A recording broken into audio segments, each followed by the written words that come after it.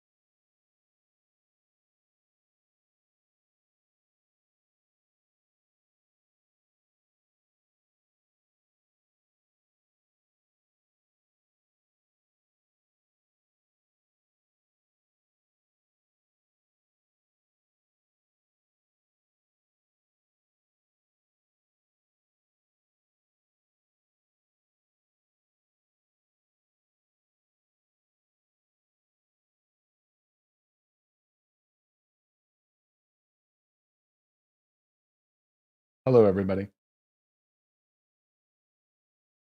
I'm eating, and I'm sorry. Well, I don't know if I'm sorry, but I I need food, and this is going to take a little bit of time to go through. We probably won't go through every single thing, but I found it. I thought it would be smart to go through this debate because I know a lot of people won't. I posted it in my Discord and thought that I said, "Hey, I think the Destiny and Ben Shapiro debate is one of the more important discussions that's been had on the internet." And shout out to Lex Fridman for hosting it because I think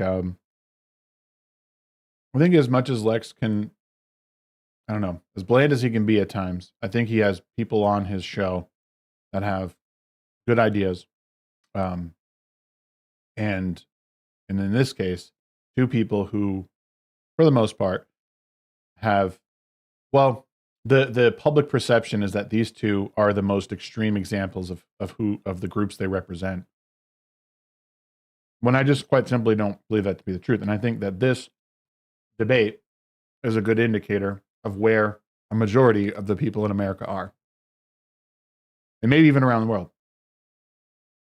Um, Crazy as that might sound, I think I think Shapiro represents a lot of the people on the right, fairly moderate, and I think that Destiny, for all his faults, um, appears to represent a lot of where people are on the left.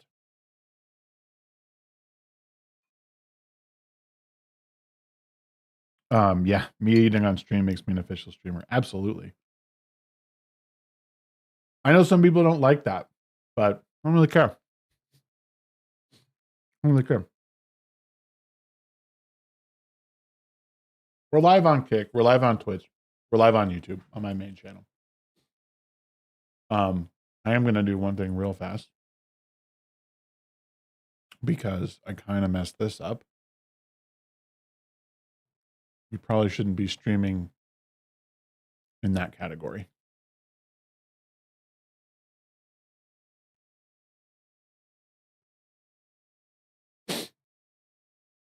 What I'll say is there's a lot of stuff going around about this debate. Hassan seems to have thought it was pretty funny or something, and I know I don't know. I think Hassan's so far out of touch at this point. He's just saying stuff to say it to attempt to stay relevant in the political sphere on Twitch and on the internet by and large. Maybe I'll just let this play and walk away for like 10 minutes, see if I can't monetize a little bit of it. But real quick, best way to support the stream, become a member. If you want to send a super chat or anything like that, of course, that stuff always helps.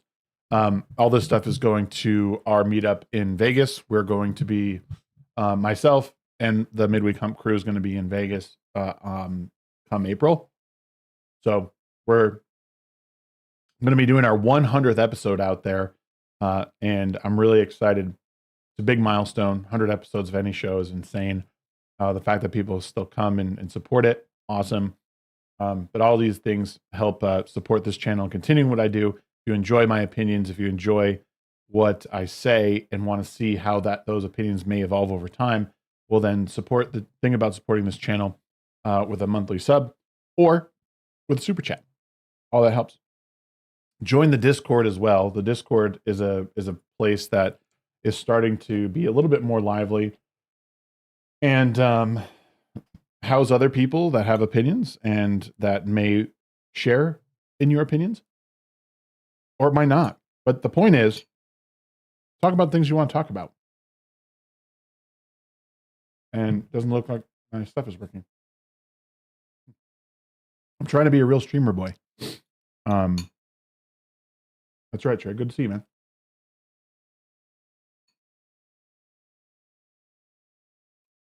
Okay. Something that struck me really quick with this debate. I thought this debate, I've watched all 2 hours and 20 minutes of it, by the way. So, and I encourage everyone to do the same. Both of these guys, I thought this was going to devolve into a very, very insane 2 hours of people yelling at each other. And it quite simply was not that. I think that what this showed was that, I don't know if Destiny's turning over a new leaf or if he's just got his meds in check or whatever, but he did a really good job at sort of staying within himself, not going too far off the handle. Both these guys rambled a bit. So that, I mean, as they do, but I thought it was really well done. And again, I thought that I think this is pretty representative of where a lot of people are with their political leanings and takes. If you're on the right, you're thinking very similar to how Shapiro's thinking. If you're on the left, I think that Destiny makes some good points, and I think that this is where a lot of the people on the left find themselves. As crazy as people want to frame him, this debate did not frame him as crazy. So whether that's of his own doing or how everything was cut up, I don't know. I don't think it was pointless. I mean, I think I don't know where they got to exactly, but I think seeing these two guys, because I think the perception is that these guys are extreme versions of the right and extreme versions of the left. And I didn't see it that way. I didn't come away from it going, "Oh my God, Shapiro's fucking nuts. He has no, he doesn't represent anything that I think." And same thing with Destiny. I was like, okay, this guy's coming from a pretty rational place. I don't agree with everything he says, but it's, I think this is where a lot of people who consider themselves liberal or even progressive, I think would even like have some fault. There was a spot I wanted to start at the end because Shapiro, Destiny says something, and I wish I had marked down the exact spot, but I wanted to start towards the end where they're kind of doing rapid fire. Stuff. Let me see if I can. Another question that you might ask yourself is like, well, what would it take to convince you out of a certain position?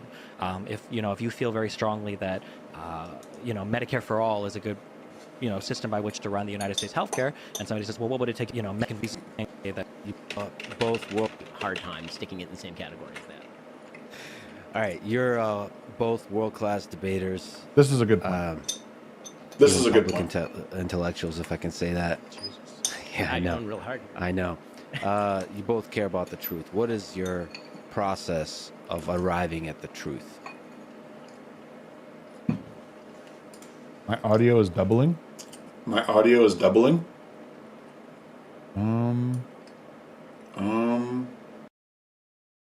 Hopefully, yeah, that should take care of it.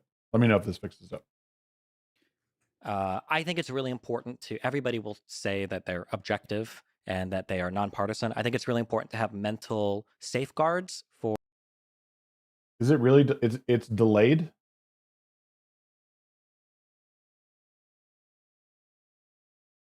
A few second delay. Where is it coming from? Fixed? Okay. So is that the question was like, wait, let's just go back. So we're not Yeah, I know. Going real hard here. I know. You both care about the truth. What is your process of arriving at the truth? the process for arriving at the truth. The reason I start here because I think it's a good place to understand, like, okay, this is how Destiny thinks. And I am fairly certain after watching him for several hundred hours that this is what he does. And again, whether he is successful in it every single time or not doesn't matter. I think even having this process in your head is really important, and knowing that might change like people's perception on him. Again, there's plenty to criticize about him, but I think this is a good place that most people should be. I think it's really important everybody will say that they're objective and that they are nonpartisan. I think it's really important to have mental safeguards for bad opinions. So for instance, like a couple things that I'll ask myself is for a particular debate that I'm having, like, can I argue convincingly both sides of the debate? If I can't, I won't bother having the debate. That's a really important thing that I think a lot of people just ignore. Can I argue the other side of this debate? And I think it's important because it means that you understand. Medicare for all is a good system by which to run the United States healthcare. And somebody says, well, what would it take you to convince you otherwise? If you can't even fathom, like, well, what would it take to convince me otherwise? You're probably too dug into a position. So I think if you go through life saying like, well, I try my best to be unbiased rather than saying I try to best did my stream totally fail? Is that what I see is happening? I see no connectivity on StreamYard. Are we live?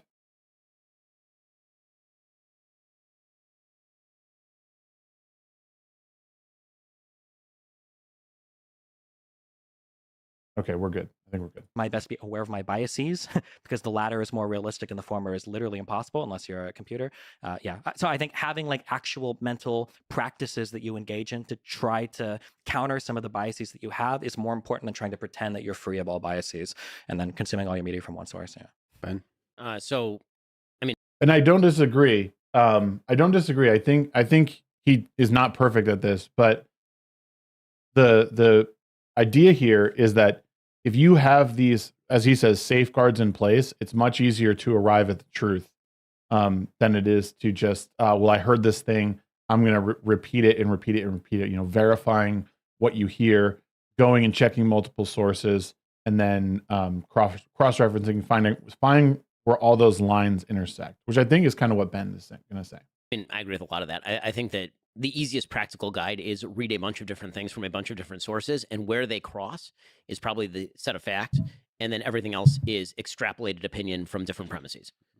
That's sort of the short story. So. Yeah, and any sources you read, you have to understand the person writing it has their own biases and they have their own opinions, and they do inject those into it. I've read plenty of Daily Wire stuff where I have to weed through their opinions, like the adjectives they're using, the verbs they're using are like dripping with their own biases. So again, looking at where facts intersect on something from the Daily Wire and the New York Times and all of that is so important, because that is where the truth lies, is right in those little cross sections, those intersectional points. That way you understand where things line up. And this always happens. Anything that you watch or read on the internet, or even on TV, you can see the truths in them. You can see that a lot of these articles will say the same thing. What's different about them is what angle that the facts are presented and what the author is trying to inject of their own opinion, like their own op-ed piece of this. So read the New York Times and Breitbart, and they're going to disagree on a lot. But if the core of the story, and the Daily Wire, certainly read the Daily Wire. If you read the Daily Wire and you read the Washington Post, and there's a nexus of the same thing, then you can pretty well guarantee that at least, if we're all blind men feeling the elephant, at least if we're all feeling the trunk, we know that there's a trunk there, right? You may not know what the elephant is. And if you're feeling frisky, then watch Destiny as well. You've talked about, having a conversation, debating Ben for a long time. There was Was it institutional capture? This may have been the part. I want to kind of go back and kind of start at the beginning of this. That was an important part I wanted to start at. There's another part that Destiny says that we'll probably get to later on, and I'll find it, but I don't want to spend an hour trying to find where it was exactly. The core of this whole debate is that these are two guys who are at odds with each other on many things, but they're able to find a lot of common ground in this whole debate. So I'm hoping that people will get something out of it. And again, I'll inject my opinions along the way. So they start off by defining liberalism and conservatism. Ben, you're conservative. Destiny, you're a liberal. Can you each describe what key values underpin your philosophy on politics and maybe life in the context of this left-right political spectrum? You want to go first? Yeah. So I think that we have a huge country full of a lot of people, a lot of individual talents, capabilities. And I think that the goal of government, broadly speaking, should be to try to ensure that everybody's able to achieve as much as possible. So this is where I like immediately deviated. I think a lot of people, like especially in my sphere, would say the government that is not the government's responsibility. My opinion seemed to change on this kind of how depending on how I'm feeling during the day. But I do know that a lot of my liberal friends and progressive friends, they think this way too. So I'll try not to interrupt too much, but I am going to interject where I can. But both of these guys get pretty lengthy in a lot of their answers. on a liberal level, that usually means some people might need a little bit of a boost when it comes to things like education. They might need a little bit of a boost when it comes to providing certain necessities like housing or food or clothing. But broadly speaking, I mean, I'm still a liberal, not a communist or a socialist. I don't believe in the, total command economy, total communist takeover of all of the, economy. But I think that broadly speaking, the government should kind of like kick in and help people when they need it. And that government can and should be big. Not necessarily. I noticed that when liberals talk about government, or especially taxes, it seems like they talk about it for taxes' sake or bigness sake. So people talk about taxes sometimes as like a punishment, like tax the rich. I think taxing the rich is fine insofar as it funds the programs that we want to fund. But Democrats have a really big problem demonizing success or wealth, and I don't think that's a bad thing. Yeah, I think he's spot on here, and this is one of the things I've thought interesting while watching this is that people, it's really easy to demonize Destiny for his takes on marriage and all that stuff. But this is a clear delineation between him and a lot of progressives out there, people like Hassan Piker, sure, like I guess big government's okay, but he's like he's making a delineation between himself, and now I'm going to get more nuanced with this and say, sure, taxes are fine, okay, but they need to fund the things that we want to fund, and the money needs to go to those places. So he's not just saying something like, oh, tax the rich and that's it, end of story. There's a bit more nuance to what he's saying. So again, give credit where credit's due. I think it's well said here. Don't necessarily agree with it, but again, well illustrated or well explained. I don't think it's a bad thing to be wealthy, to be a billionaire or whatever, as long as we're funding what we need to fund. Ben, what do you think it means to be a conservative? What's the philosophy that underlies your political view? So first of all, I'm glad that Destiny, you're already coming out as a Republican. That's exciting. We hold a lot in common in terms of, the basic idea that people ought to have as much opportunity as possible, and also insofar as the government should do the minimum amount necessary to interfere in people's lives in order to pursue certain functions, particularly at the local level. So a lot of governmental discussions on a pragmatic level end up being discussions about where government ought to be involved, but also at what level government ought to be involved. And I have an incredibly subsidiary view of government. I think that, local governments, because you have higher levels of homogeneity and consent, are capable of doing more things. And as you abstract up the chain, it becomes more and more impractical and more divisive to do more things. Yeah. In my view, government is basically there to preserve certain key liberties. Those key liberties pre-exist the government. insofar as they are more important than what priorities the government has. The job of government is to maintain, for example, national defense, protection of property rights. Well, Bonzo, that's a bit too late. I guess I could try and add that right now. I don't even know what I would tag here. I guess Ben Shapiro, Destiny.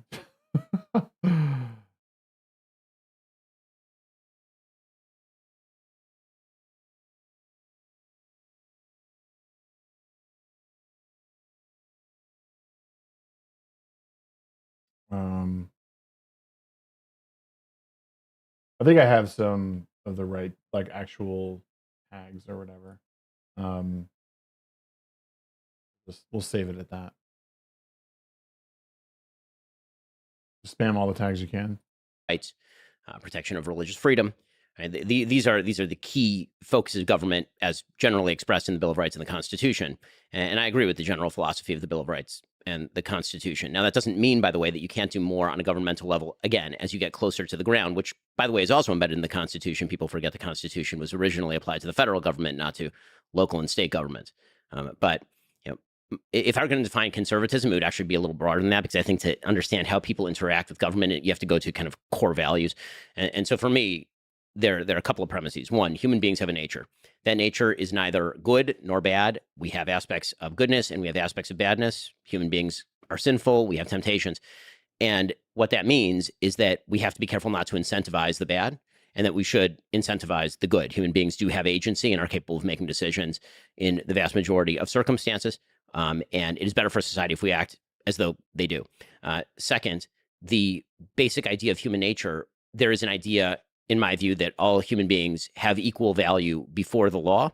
Yeah, I'm a religious person, so I'd say equal value before God, but I think that's also sort of a key tenet of Western civilization, being non-religious or religious, that every individual has equivalent value in sort of cosmic terms.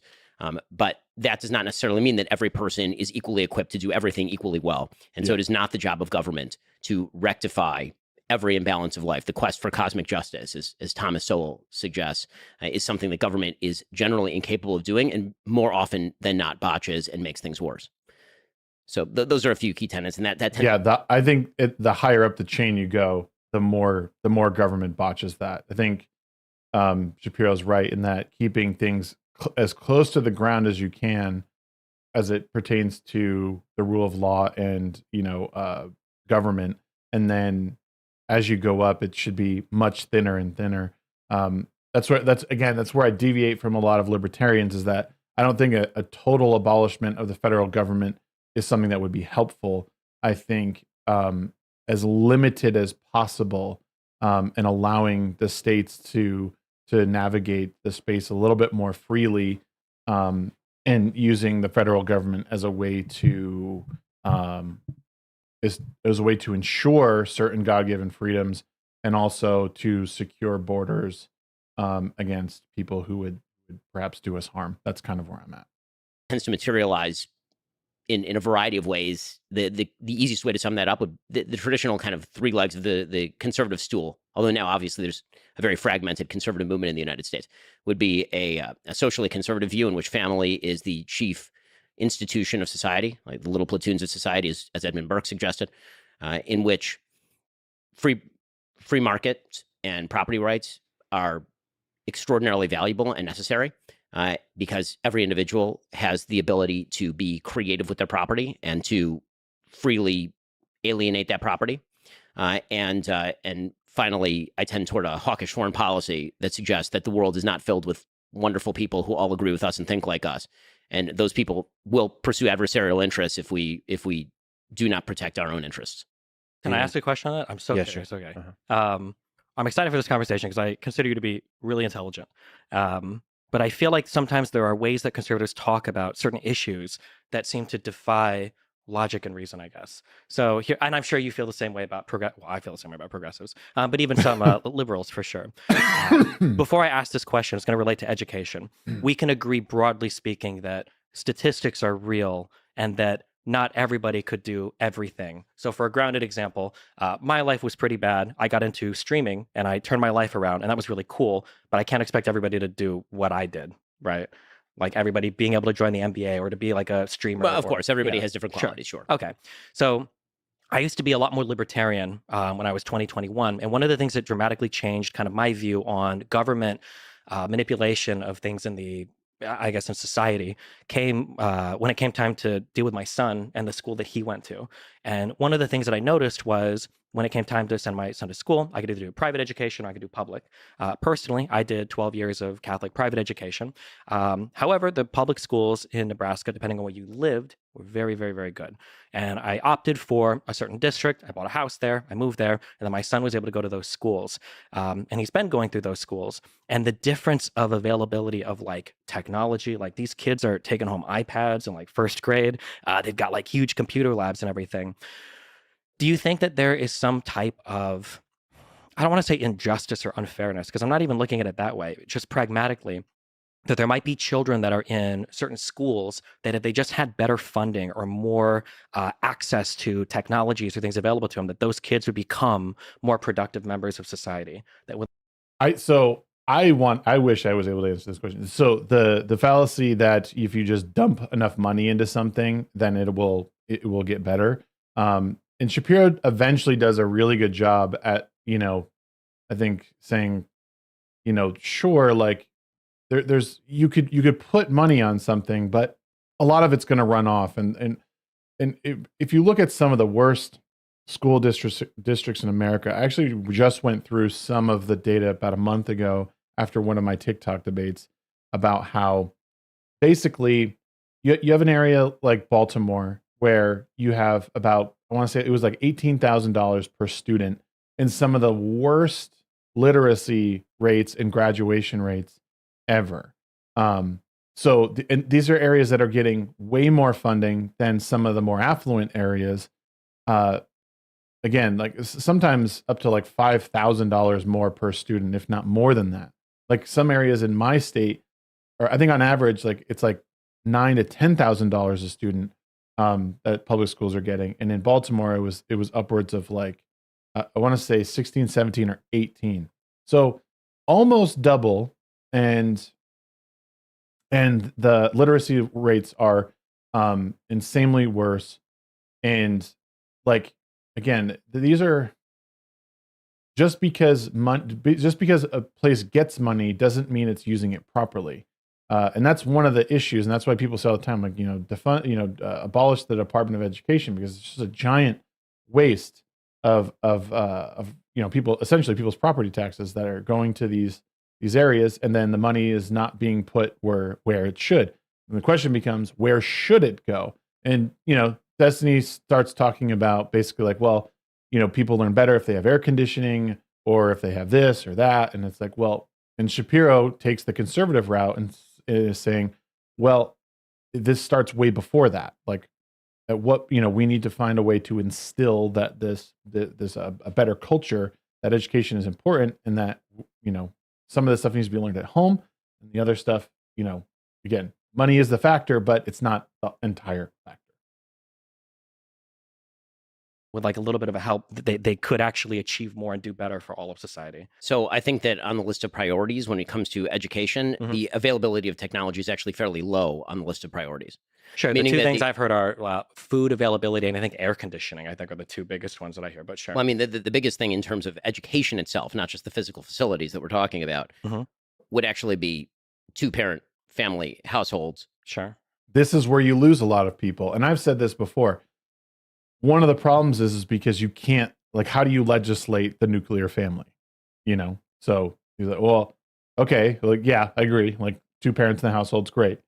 But how do you get to that point? And this is where I think that it's really hard. Most, like, when I bring this up, people are, well, people short circuit because you can't. How do I require the nuclear family, like, to help, with educational outcomes? And that's, I think Destiny going through a very similar thing here. communities that have fathers in them is actually the number one decisive, according to Roland Fryer and many studies done on this particular topic. And the idea that money alone, that investment of resources is the top priority in schooling is belied by the fact that LAUSD, which is where I went to school when I was younger, they pour an enormous amount of money into LAUSD. We're talking about tens of thousands of dollars very often per student, and it does not result in better schooling outcomes. And so when you say, if we could give every kid an iPad, would you give every kid an iPad? The question is not, if I had a replicator machine from Star Trek, would I give everybody an enormous amount of stuff? Sure, I would. Every resource is finite. Every resource is limited, and you have to prioritize what are the outcomes that you seek in terms of the means with which you are seeking them. And so, again, I think that the question is I quibble with the premise of the question, which is that, again, the chief injustice when it comes to education on the list of injustices is lack of availability to technology, or that it's a funding problem. I just don't think that's the case. Sure. And I can half agree with you there, but I don't think any amount of changes in the schools will create two-parent households, right? We can't bring it back. I totally agree with you. So that's why I think that the fundamental educational problem is not, in fact, a schooling problem. I think that it pre-exists that. Sure. But then I feel like this is kind of the conservative merry-go-round where it's like, what can we do to help with schools? So two of the things that I've seen, I think, that are usually brought up in research is, one is air conditioning, that children in hotter environments just don't learn as well.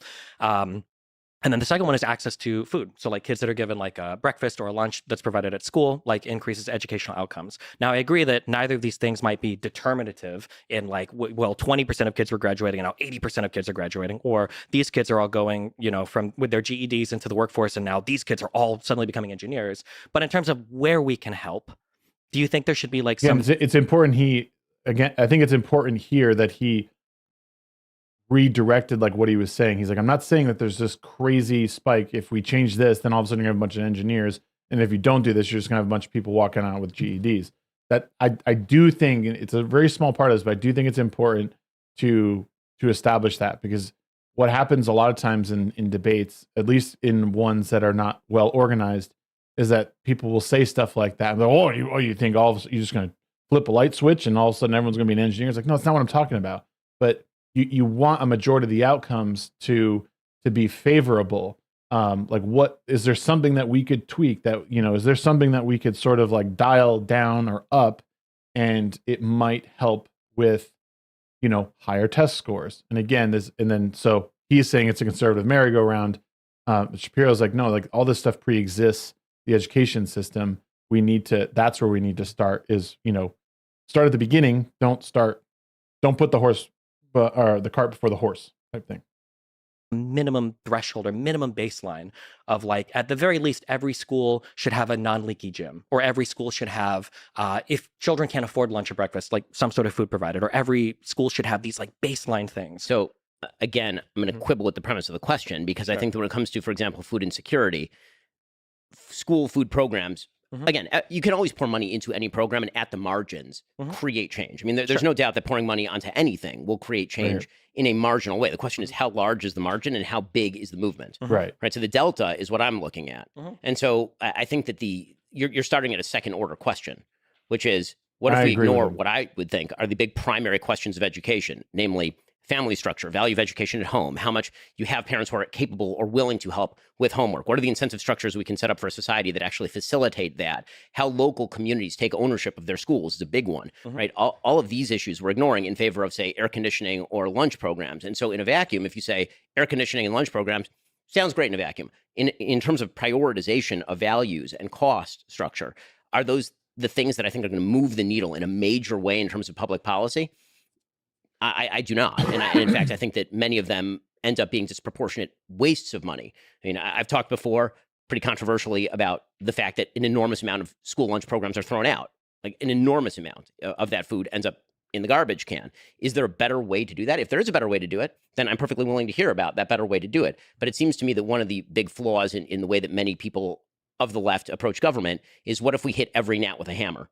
And my question is, what if the gnat isn't even the problem? What if there is a much bigger substructure problem that needs to be solved in order to, if you're shifting deck chairs on the Titanic, sure, you can make the Titanic slightly more balanced because the deck chairs are slightly better oriented.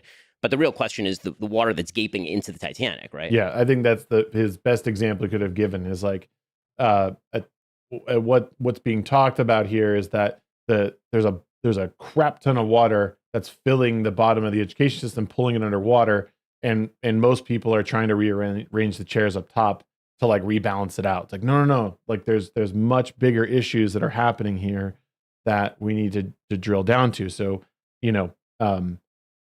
not air conditioning. Obviously air conditioning is important, but school lunch programs or food programs at a school.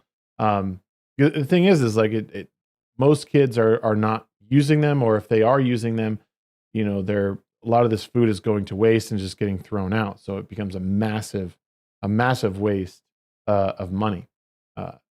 I mean, I think there's some logistical nightmares surrounding like school lunch programs anyway. Just because like you need the food on hand, but it's not always going to get eaten, and kids will waste food if they're not under crazy supervision anyway. Anyone who has a child knows this. Yeah, and I agree with you 100%. But again, I feel like we're on the conservative merry-go-round then of never wanting to address That's not a conservative merry-go-round. I can give you 10 ways. Well, sure, but so like here would be the merry-go-round. I would say that like there's a minimum funding for schools that I think would help children. And then we go, well, the thing that would help them the most is two-parent households. And I go, okay, well, two-parent households actually aren't the problem. The issue is access to things like birth controls, that people don't have children early on. And it's like, but the issue isn't actually birth control. The issue is actually you need a certain amount of money to move out early and to get married and then to have a two-parent household. So it's actually like economic opportunity. No. Well, it's not. No, just two-parent households. That's it. But like, what are the precursors? I love this cut to Lex because he's just like, it's a good non-planned comedic moment that I think even he is just like, okay, here we go. This is probably the most heated this debate gets, by the way. Real quick in the what's up, Devis? Good to see you. Good to see you, John Connors. We're just going through this, like I said, going through this debate and listening to these guys discuss right now education. Schools are the last stop. If the home fails, it's the only handrail. Yes, but again, there seems to be a lack of acknowledging the point that the family, nuclear family, is the very first stop, and in creating a solid foundation under there first, and then moving to the next ring after that. Because what I think people are doing essentially is like, well, families will figure themselves out. Let's make the school their priority. When it's like, no, make the priority the family. And I agree with Trey in that no fault divorce has not been helpful in keeping families together at all. I think it is definitely an issue, and maybe that is the policy that needs to be affected. But it's not cope, man. It's like fix the machine you're in. Like it's the same idea of like, well, I'm going to try and fix my camper first, because if my house fails, I need to make sure that my camper is able to hold my family. Like, no, fix your house, fix the foundation of your home so that lasts, and then you will have a much harder, solid ground to create the virtuous circle up. I mean, seriously. Or you're married and have babies. Sure. Done.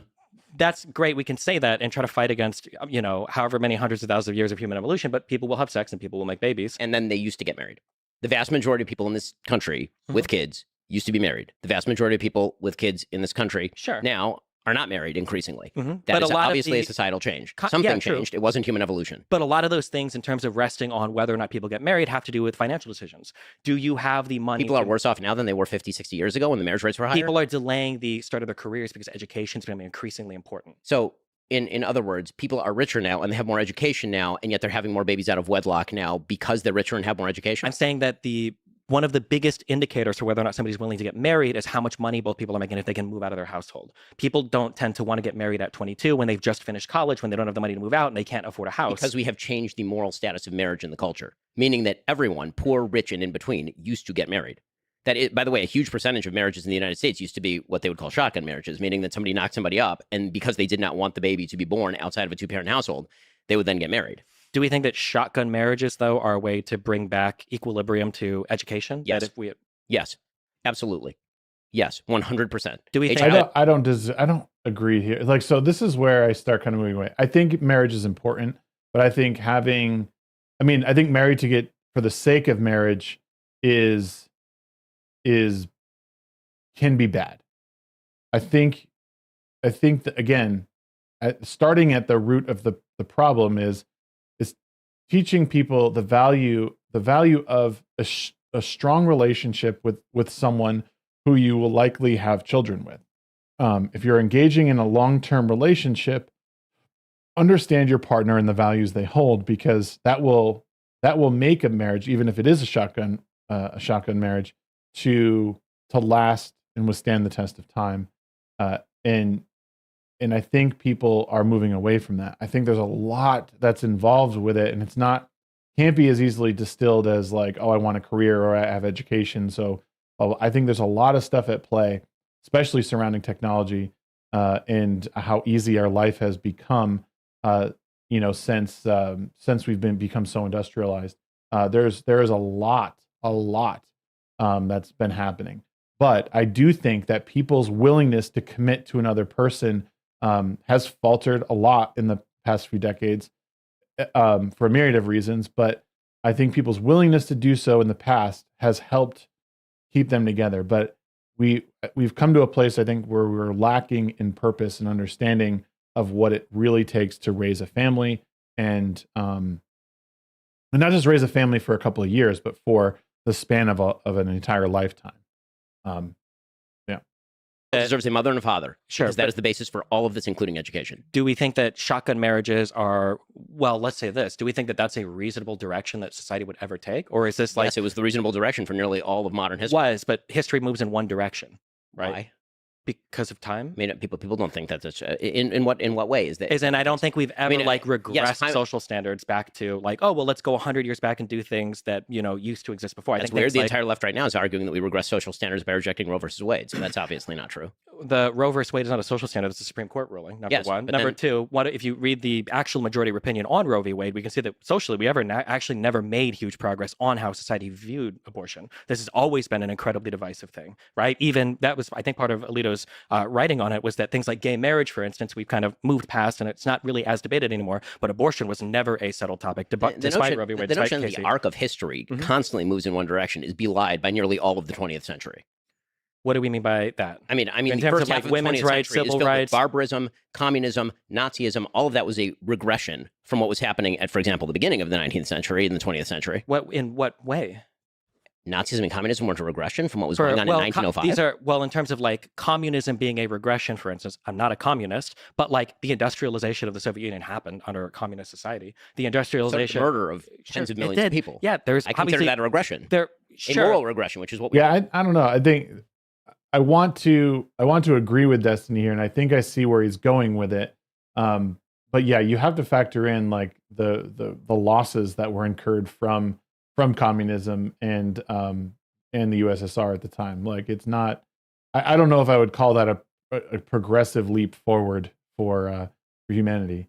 But yeah, this is probably the worst part of the debate. Honestly, they get really in the weeds in this part. Not a good indicator of what this whole thing really is. Hi Pixels over on Twitch. Good to see you, man. Thank you everyone for hanging out and hitting the like button and stuff. It'll help for sure. We are talking about now moral regression, and you're suggesting that moral regression, I wouldn't term a return to traditional values a moral regression. You would, but your suggestion is that history only moves in one direction, and I'm suggesting that history does not only move in one direction; it tends to move actually back and forth. Sure. I don't think that all of history moves in one direction. There are going to be wars. There are going to be times of peace. I think in general, we're more peaceful now than we have been in the past. But I think when we look at the way that people live their lives, I think that we tend to move in a certain direction socially. So when it comes to things like racism or when it comes to things like slavery or women's rights, I think that there are two huge things that probably aren't changing in the US. And one is access to contraception and one is women working jobs. I think that these two things are probably huge things that are moving us off of shotgun marriages or getting married very early on. And I don't see those. Do you think that those two things are going to change fundamentally? First of all, what the data tend to show is that actually more highly educated people, as you were saying, tend to get married more. So if the idea is that women getting an education somehow throws them off marriage, it's the opposite. Usually those women are not educated. But those women aren't getting shotgun marriages. Those women aren't having children. Yeah, but now you're shifting the topic. My topic was how to get more people married. And what I'm and then you suggested that higher levels of education are delaying marriage and making it less probable. And what I'm telling you, because this is what the data suggests, is that actually as you raise up the educational ladder, people tend to be married more than they are lower down on the educational ladder. If you're and then the other part of it too is that as people move up that education ladder now, they're getting older and they're sort of falling out of those childbearing years. So you're having less kids than before. So you're, as Bonzo said, you're not going to put the genie back in the bottle at this point. But it is important to realize, like, people who are educated, they seem to fall into marriage more. The shotgun weddings and stuff before, they may have been less educated overall, but they were having families, they were being present in those families and having children, lots of children. And now we're seeing birth rates much lower, largely probably due because they're getting more education and excuse me, they're falling out of those childbearing years much quicker, obviously. High school graduate, you're less likely to be married than if you're a postdoc. I agree with you, but that's because one of the biggest precursors to getting married is having like a level of economic stability. So as people get more educated, they obtain this economic stability, and then they're in a more comfortable position to explore more serious relationships. There's another confound there. I mean, the confound is that people in stable marriages tend to be the children of stable marriages. And there's only one way to break that cycle, which is to create a stable marriage. And that is something that is in everyone's hands. Again, this notion that it is somehow an unbreakable, unshatterable barrier to get married and have kids, I don't understand where this is coming from. Why is that such a challenge? I don't think it's unbreakable or unshatterable. The initial point was for school.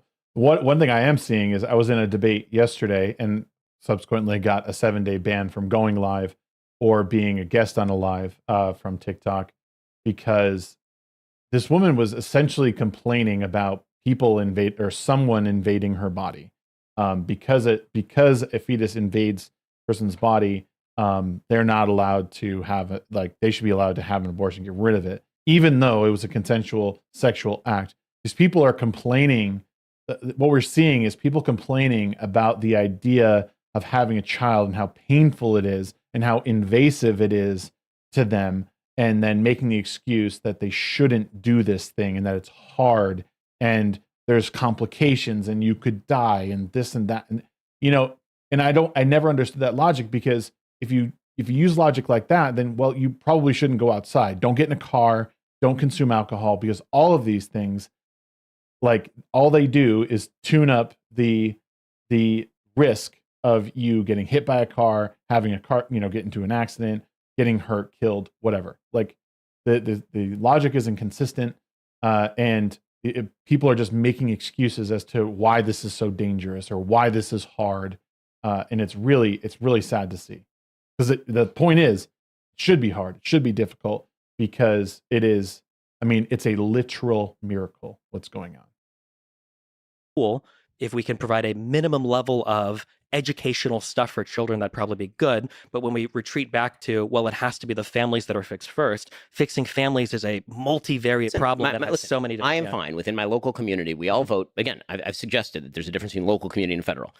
I'm fine with my local community voting for school lunches or air conditioning or whatever it is that we all agreed to do, because the more local you get, the more homogeneity you get in terms of interest, and the more interest you have in your neighbors. All of that's fine. I'm part of a very, very solid community. In our community, we give to each other. We have minimum standards of helping one another. All of that's wonderful. When it comes to the actual problem of education, what I object to in the political sphere, and this happens all the time, is everybody is arguing on top of the iceberg about how we can move the needle 0.5 percentage points, as opposed to the entire iceberg melting beneath them. And we just ignore that. And we pretend that that's just, sort of the natural consequence of thing. The arc of history suggests that people are never going to get married again. Well, I mean, actually what the arc of history suggests, realistically speaking, is that the people who are not getting married are not going to be having kids. And what it also suggests, the people who are married are going to be having kids. And so the demographic profile actually over time is rather going to shift toward people who are having lots and lots of kids. I'm married. I have 4 kids. Everyone in my community is married. It's like minimum buy-in in my community is 4 kids. Okay. And so what's happening actually in terms of demographics is that the people who are more religious and getting married are having more kids. And so if you're talking about the arc of history shifting toward marriage, I would suggest that actually demographically over time, long periods of time, not over one generation, over long periods of time, the only cure for low birth rate is going to be the people who get married and have lots of kids. Yeah, I don't necessarily disagree with any of that, but I'm just saying that, again, on the I know you're upset when I bring up the term merry-go-round. I think that there are good conversations to be had about people getting married because stable families produce stable children that are less likely to commit crime, that are more likely to go to school, that are more likely to be productive members of society, et cetera, et cetera. I'm not going to disagree with you on any of that. All of that is true. It's just frustrating that sometimes when you bring up any problem, all of it will circle back to other things that makes it seem like we can't make any progress in any area without like fixing In something. what way? I mean, I literally just told you that on the local level, I'm fine for people voting for air Yeah, but so conditioning for instance, on the local level, so for school funding is done, I think, generally per district. So what do you do when you have poor districts that can't afford air conditioner for their schools? This is, again, is this a thing? And I know he's using air conditioning as an example, but some of the poorest areas, poorest districts get the most money per child. Like you can go look this up on Google right now. Like the Department of Labor Statistics have, it was the Department of Labor, no, Department of Education will break, you could look up, local budgets, for schools and what they're getting. And some of the poorest areas get the most funding for this reason, because they need that. A lot of this stuff is already funded on property taxes. And these areas that have just, the housing has just been awful, destroyed, projects, whatever, they're getting a lot of money. And again, I don't know if this is an actual issue. I'd have to look into it more, but I'm sure there's a stat on air conditioning, but I just think that a lot of these areas, or from what I've seen, at least in the Baltimore area where, there's really, really bad areas like high crime, high poverty, they're getting a lot of money per student. I mean, the idea there would be that presumably if the society, meaning the state, and I generally don't mean the federal state, I mean like the state of California, for example, decides that everybody ought to have air conditioning, people will vote for air conditioning, and that's perfectly legal. And I don't think there's anything morally objectionable about that per se. Cool. I also don't think that that's going to heal anything remotely like the central problem. Sure, and I think that what tends to happen in terms of government is people love arguing about the problems that can be solved by opening a wallet, and nobody likes to solve a problem by, closing their sex life to one person, for example, or having kids within a stable religious community. Like the things that actually build society.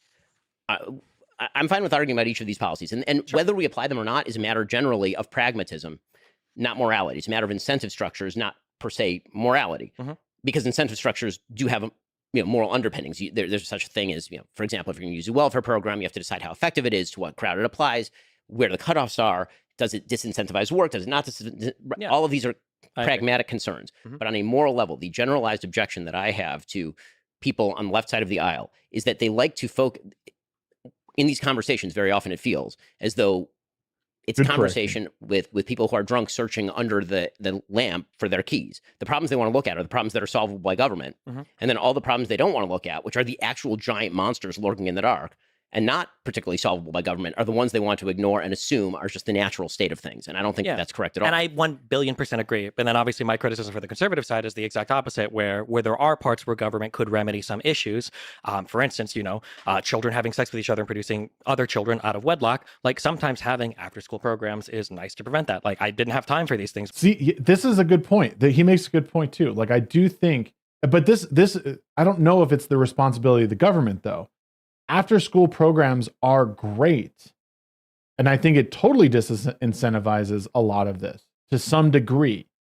But in order to avoid these things, a lot of times you need a solid family structure that isn't frivolous and doesn't support things like, oh, just go and do whatever you want. Like go do an OnlyFans and be empowered.